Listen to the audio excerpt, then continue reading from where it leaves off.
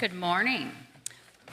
Buenos dias, and welcome to the First Unitarian Universalist Church of San Antonio. Our weekly worship is where we connect, share information, and inspiration. My name is Tess Bobo. I'm a lifetime UU. I moved to San Antonio in 2000 and promptly joined this church. Currently, I'm on the Stewardship Committee, and yes, we are that committee that talks about money. But really what we're talking about is how much this church means to its members.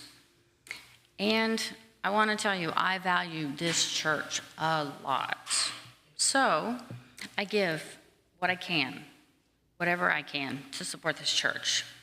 You, this community, have supported me. You've been a lifeline this last year. First UU needs your pledges to continue to do this amazing work.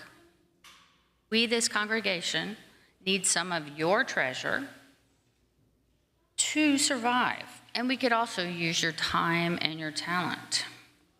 Consider joining me on Stewardship team if you would. There are others who are working with me, and please help us keep this valued church and help it thrive.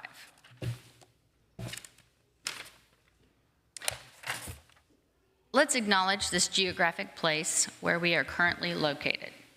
Yanaguana, the home and traditional lands of the Cualtican people, the original and indigenous stewards of this land to which we all belong, now called San Antonio, Bexar County, and Texas.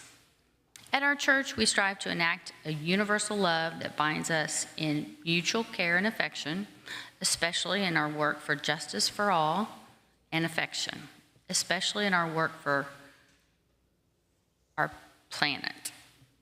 Our faith is all-inclusive and all means all. If you are new to us or visiting for the first time today, we invite you to fill out a visitor's card. We'd like to get to know you and follow up with you. Wherever you are on your life's journey, we hope you will find a place with us. Please join us after service for the chili cook-off. The stewardship team greatly appreciates your donation for your delicious lunch of homemade chilies. Thank you very much to all of you who created and donated a pot of chili.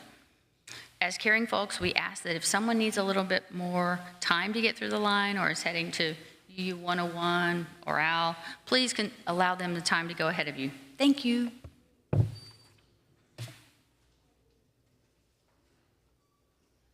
Good morning. My name is Rick Sutter, and I am so glad that you're here with us this morning. In our tradition, we recognize the inherent worth and dignity of each person, and we also recognize that each person carries a spark of the divine within them.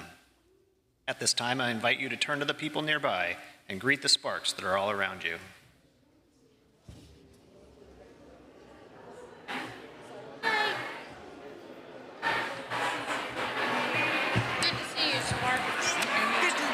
Miss Spark. Good luck with all of that.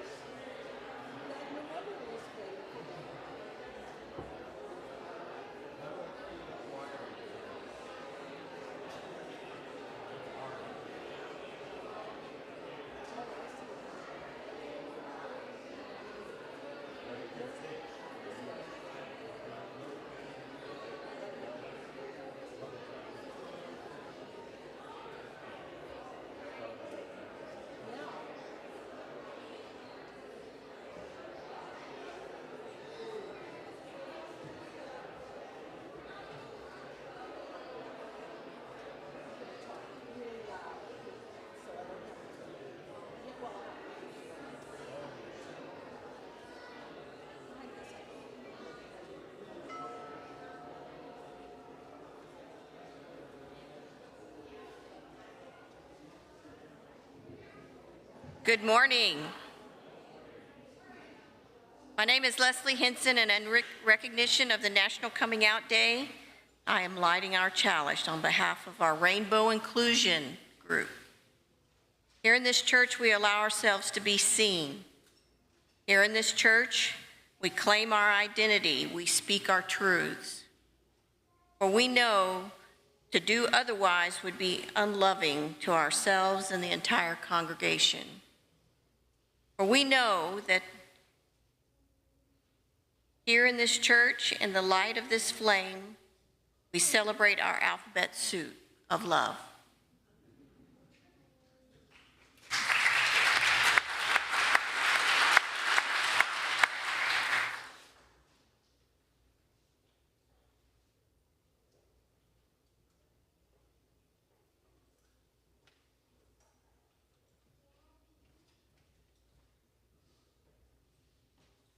Welcome. If you have come weary or afraid, welcome. If you've come with an empty cup, welcome.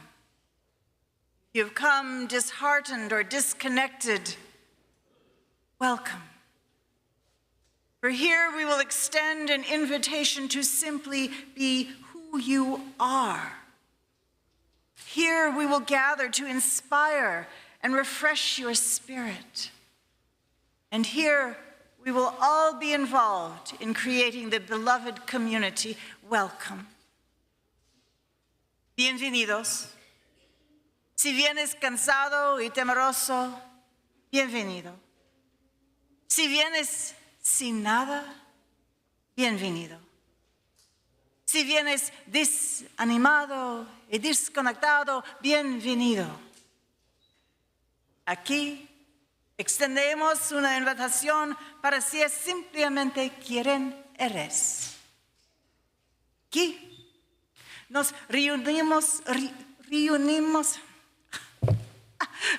para inspirar y renovar tu espíritu. Y aquí todos estamos involucrados en crear una comunidad amorosa. Bienvenidos.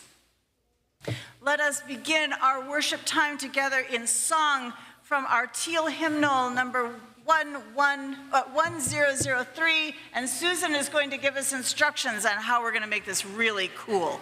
Where do we come from? All right. We're going to, as you look at it, there are 4 parts.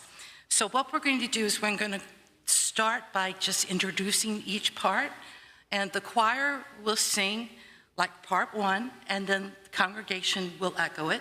Then we'll go to 2, congregation echo, 3, congregation echo, 4. You all are part 1, right there. Hold up your hand, 1. You all are part 2 when we get to it. You're 3 and 4. So after we introduce it, then the part 1s are going to come in. Part 2s will follow, part 3s, and part 4s, and you just keep repeating until I cut you off. Okay, let's try it. Jaime, yes, go ahead and yes. And the choir is inserted amongst you, so this is all going to work. Okay, there's a pitch, and here's the choir is going to start. Here we go. Where are we? Echo them. Where we come from.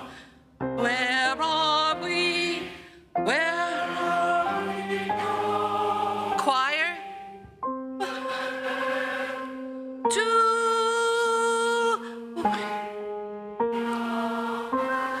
Echo them.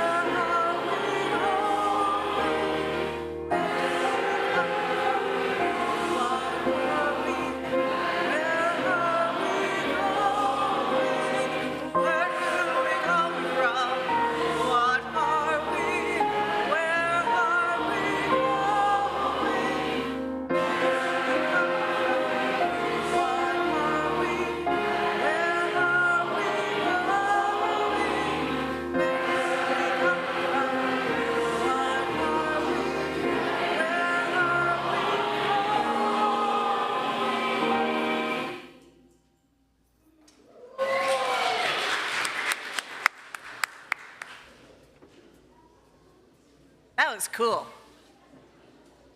Thank you for your work. And thank you, choir, for leading us from around instead of just one direction. Now, as the choir finds their places, let us recite our covenant together, because as we are building the beloved community where all are welcome as blessings, sometimes we have to be reminded of the promises that we are making along this journey, the promises that bind us together. So please read together in your order of service or on our screen. Love is the doctrine of this church.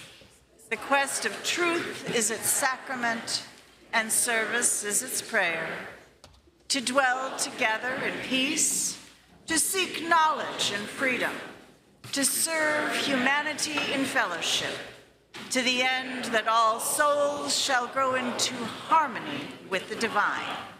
Thus do we covenant with each other. El amor es la doctrina de esta iglesia. Su sacramento es la búsqueda de la verdad. Y su oración es el servicio. Convivir en paz, buscar sabiduría en libertad, dar a la humanidad nuestro servicio fraternal, para que todas las almas crezcan en armonía con la divinidad. Así pactamos el uno con el otro.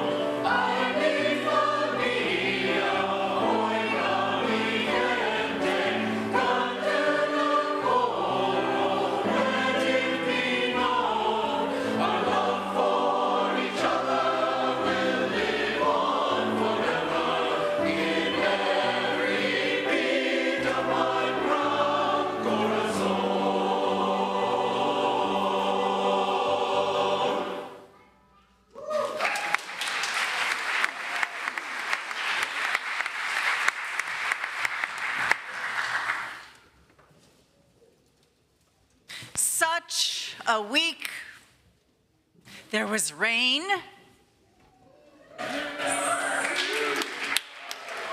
and a cold front,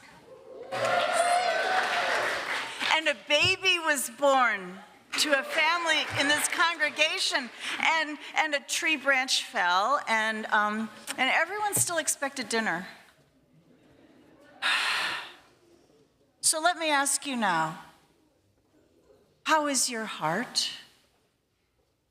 Is it contented or concerned? Is it restless and unsure? Is it simply grateful for this quiet time? However your heart, you have brought it to a good place. I invite you to come forward and light a candle of joy or sorrow or honest uncertainty. And we light these candles in the hope that their light will guide our hearts towards love.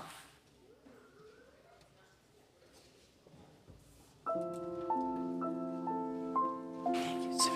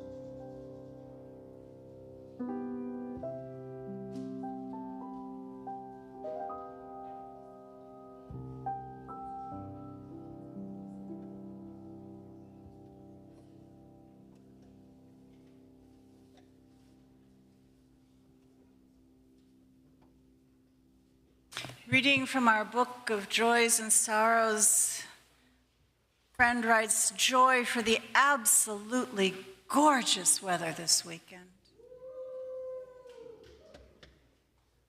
Another writes, my friend's husband, Jack McLean, is on hospice care after a massive stroke and asks for prayers for a peaceful passing.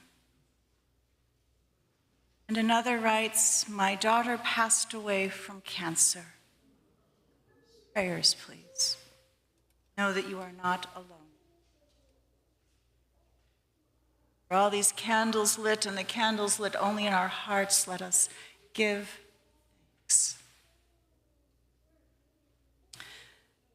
It's been a while, so I'd like to do a metta meditation. This is a Buddhist practice.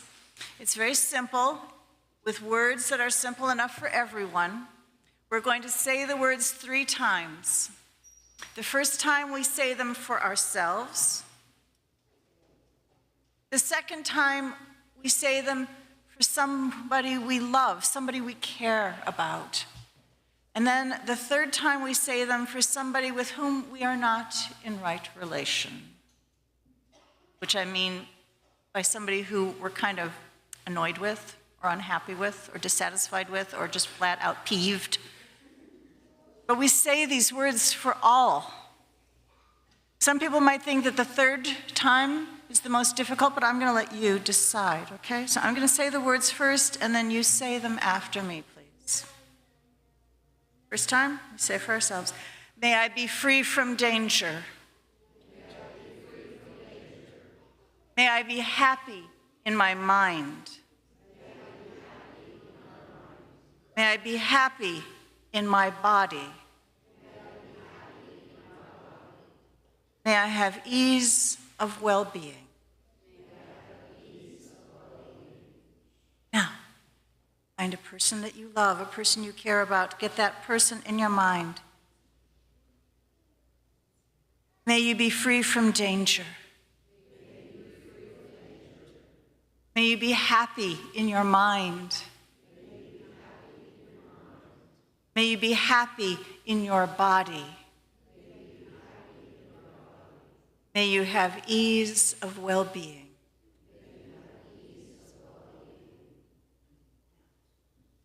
Said for a person with whom I am not in right relation. May you be free from danger. May you be happy in your mind. May you be happy in your body. May you have ease of well-being.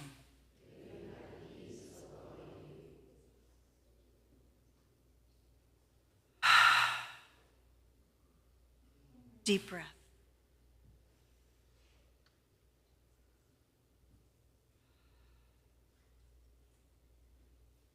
So,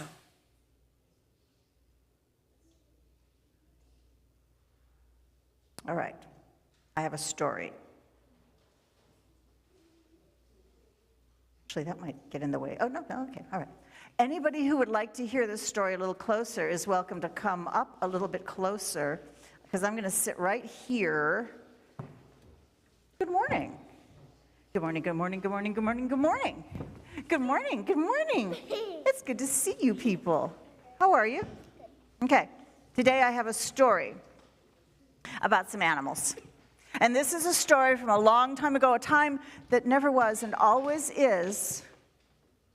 And at that time, wait until you get here. Okay, come on. Okay, here you are. I'm glad you're here. So, a long time ago, there was so many animals in the jungle, and they all got along pretty well, except some of the animals were starting to get kind of annoyed with Monkey, because Monkey was always playing tricks and teasing. Monkey tugged on Tiger's tail, and Monkey went up behind a possum and it went bang, and Possum got so scared, Possum fell over. Monkey was always doing like that. Teasing, playing jokes, tricks on people, on the other animals. They were getting really fed up. They said, monkey, you need a time out. There's more monkeys in the jungle, so how do they know Well, if it's the same? That's true. This is one specific monkey they were really annoyed with. So all the animals came together. They said, monkey, you need to go into timeout. You need to think about what you're doing. Monkey said, no, I don't want to go into timeout. You can't catch me. And monkey ran up high in a tree, so high, even jaguar couldn't climb up that high. And so high that the birds could get there, but the birds couldn't catch monkey. And monkey laughed and called down rude words. The other animals thought about, okay, so how do we get monkey into timeout so monkey will think about what they're doing, huh? Somebody said, monkey loves mangoes. I thought all monkeys loved bananas. Well, they like bananas too, but this monkey loved mangoes. Who likes a mango? Oh, I love a mango. Okay, so they thought about, how can we get a hold of monkey to put monkey into timeout? Maybe we can use a mango. So they thought about it, and they thought about it, and they bought a box. They bought a box. They didn't buy. They built a box.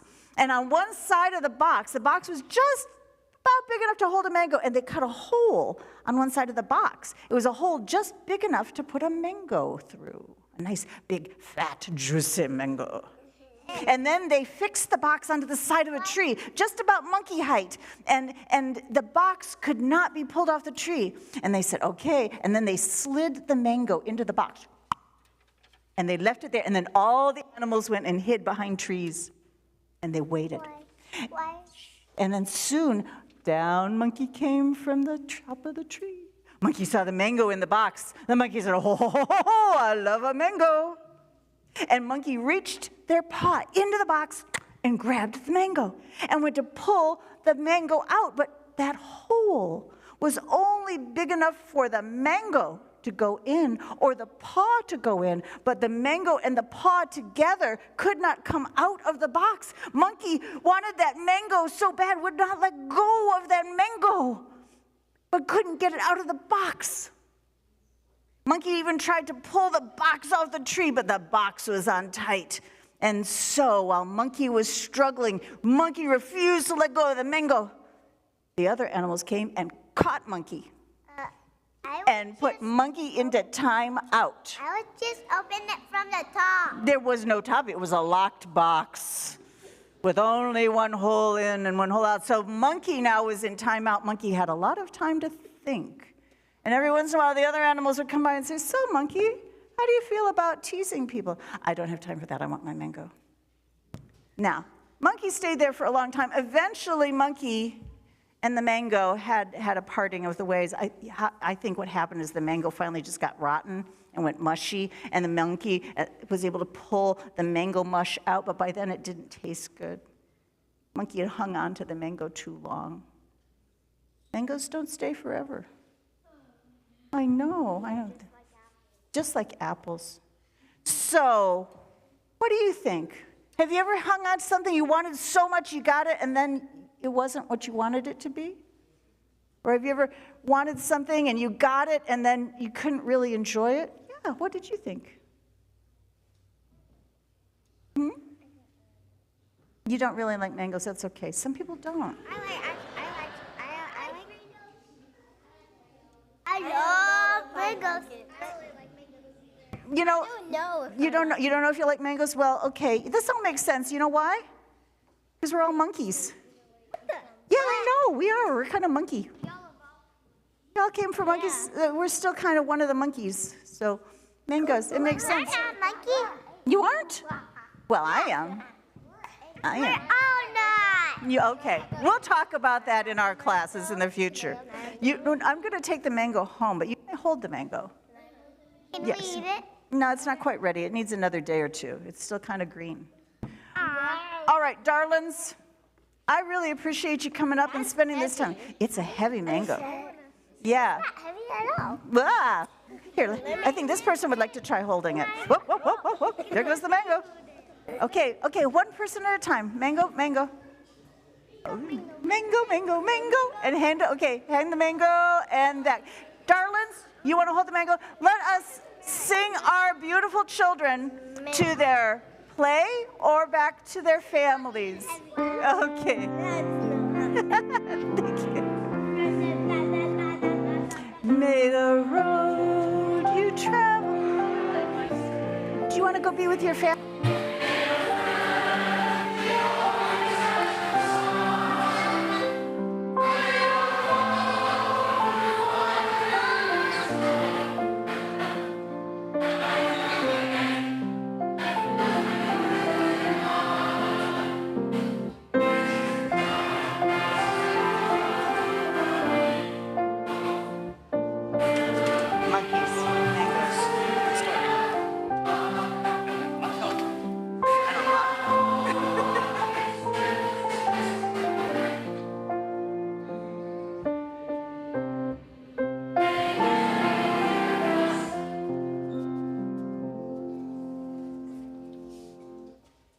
Ours is a chosen faith, and our pulpits are free.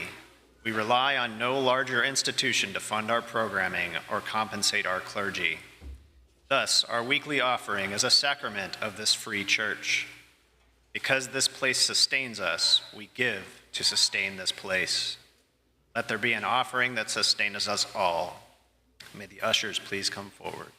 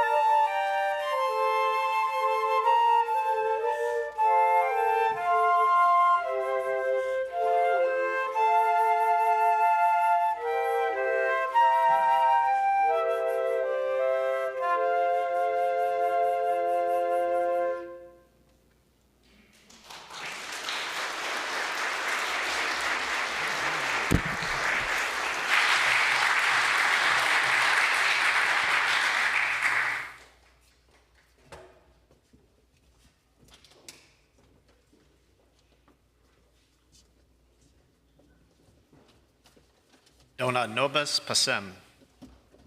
We bless these gifts and bless you as the givers. Oh, that was the name of the thing.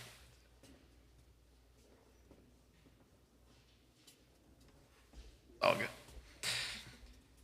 The American theologian James Fowler identified 5 stages of faith formation that a person might pass through during their lifetime. Some never get much past the 3rd stage, but most UUs reach the 4th stage. Indeed, this is what prompts most of us to find a place like this.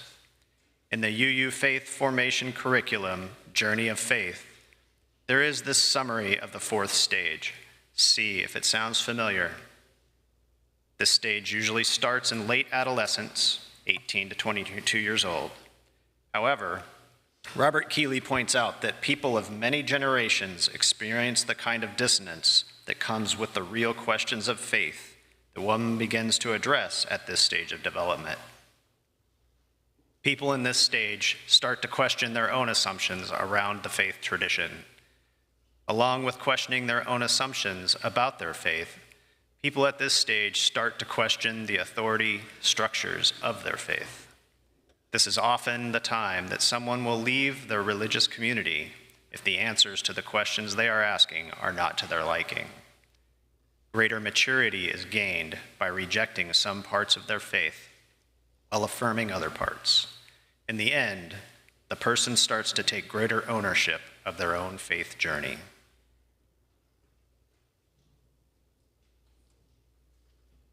That sound familiar?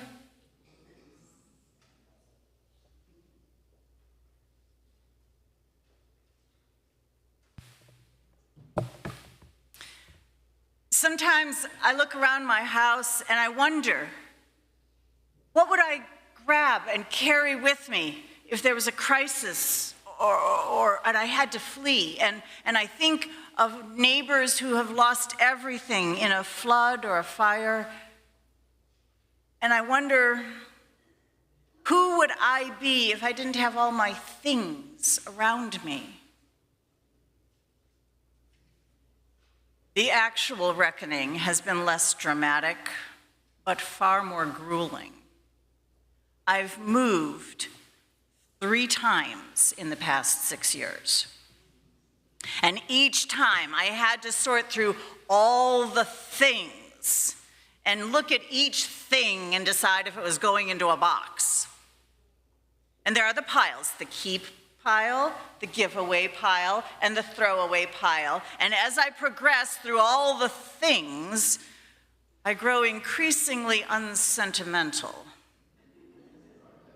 And I start snarling about how the Buddha teaches us that attachment causes suffering. Inevitably, after the boxes have been unpacked in the new place, one of us will ask, where's that thing? You know, the one where we left it behind. Okay. And then we either replace the thing or somehow we live without it. Has anybody here done a Marie Kondo on their things, okay?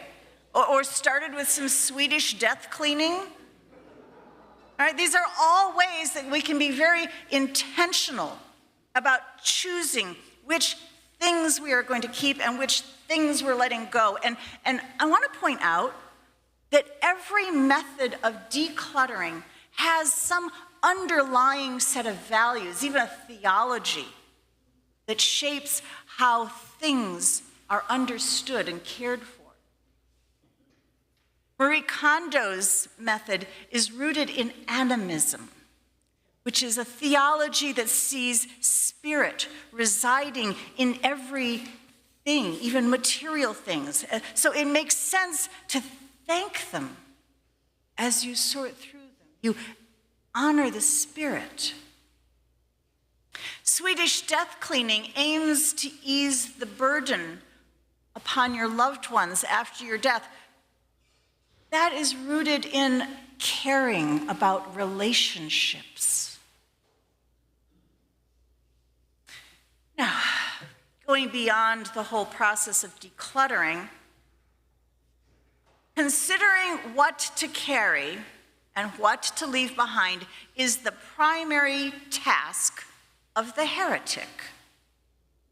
A heretic is one who chooses.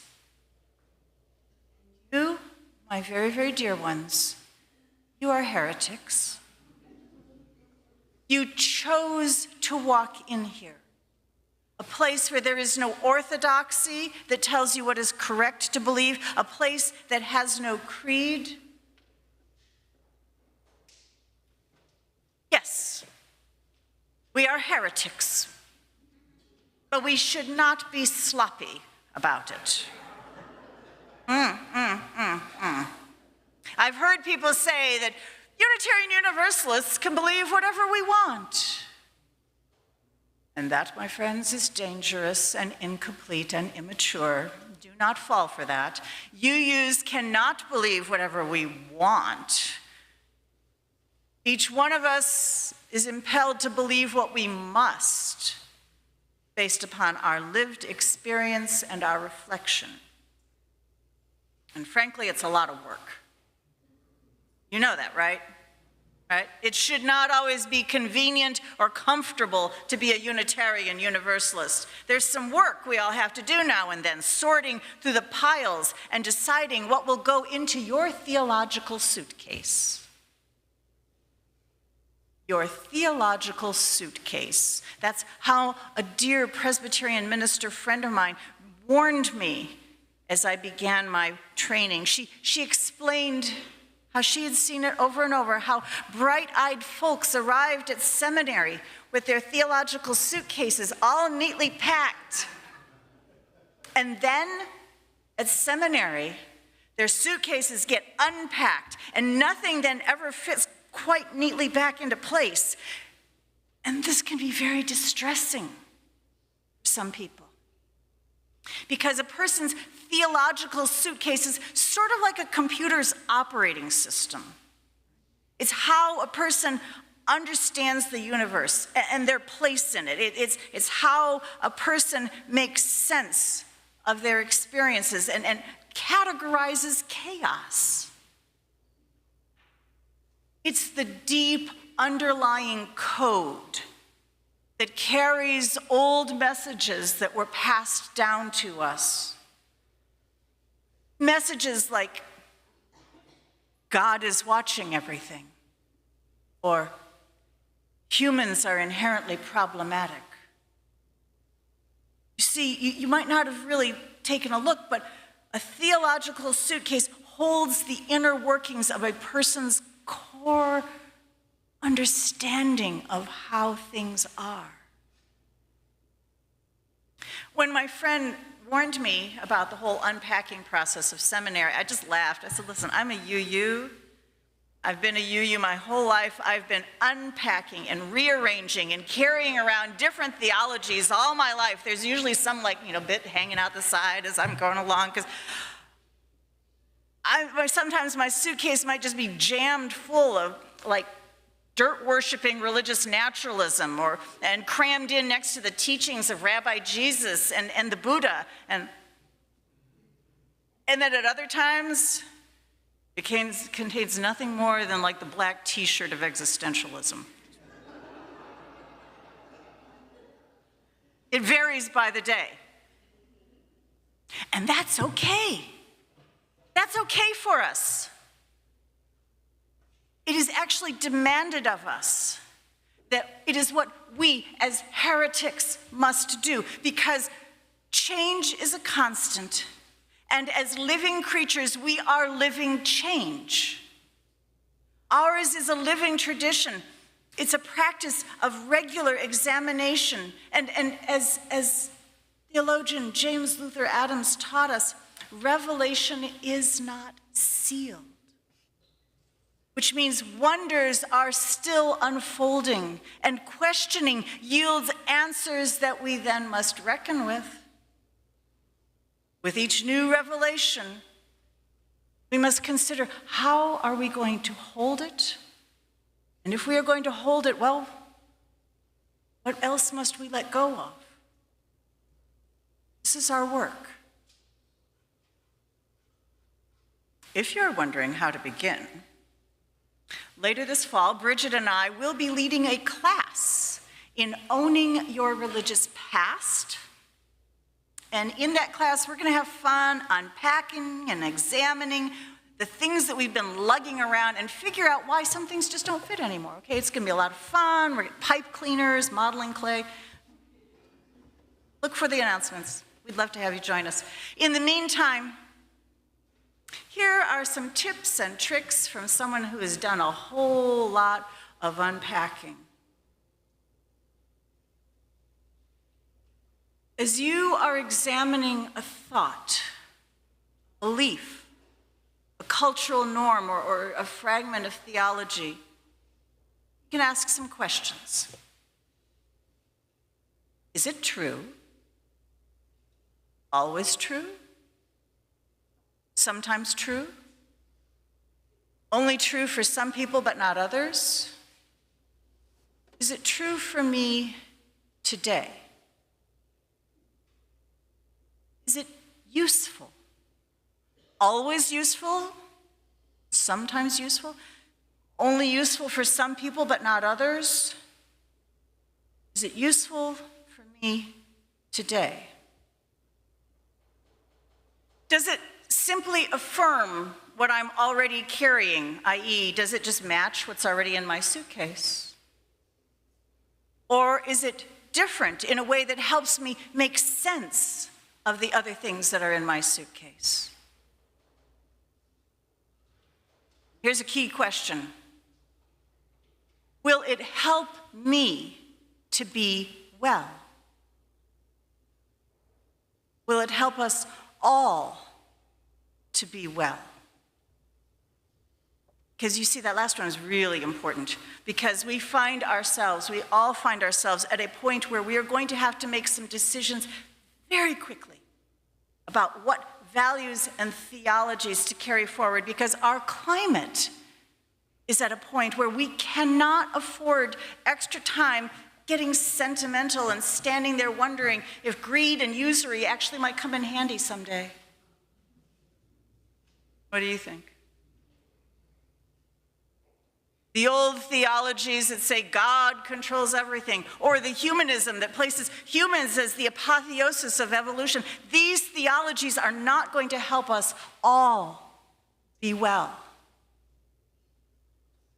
For our climate is going to exert more influence than any preacher. And it's going to behoove us to think how what we are carrying will shape the lives of those yet to come. It is no time to dither. Crisis is already here. Bring along only what you can carry while moving quickly. So pack wisely. Be in it together. May it be so. Blessed be and amen. Let us sing ourselves out with our closing hymn, number 300 in your gray hymnal, with heart and mind.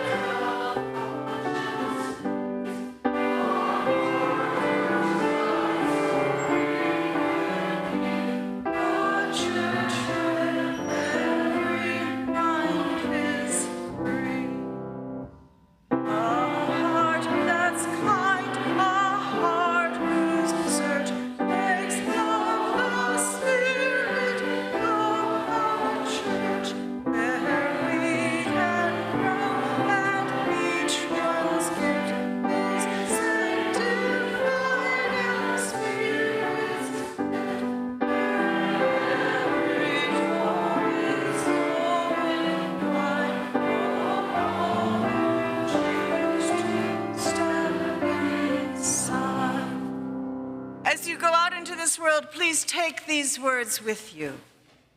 Al salir a este mundo, lleva estas palabras contigo. You carry in your bones the dust of stars. Tú llevas en tus huesos el polvo de las estrellas. Your blood contains all the oceans of the world. Sangre contiene todos los océanos del mundo. Your breath is shared by all of the plants to create our atmosphere. Tu respiración es compartida por todas las plantas para crear nuestra atmósfera. You are lovely. You are loving. You are loved. Eres encantador. Amas a los demás. Eres amado. Go in peace. Ve en paz.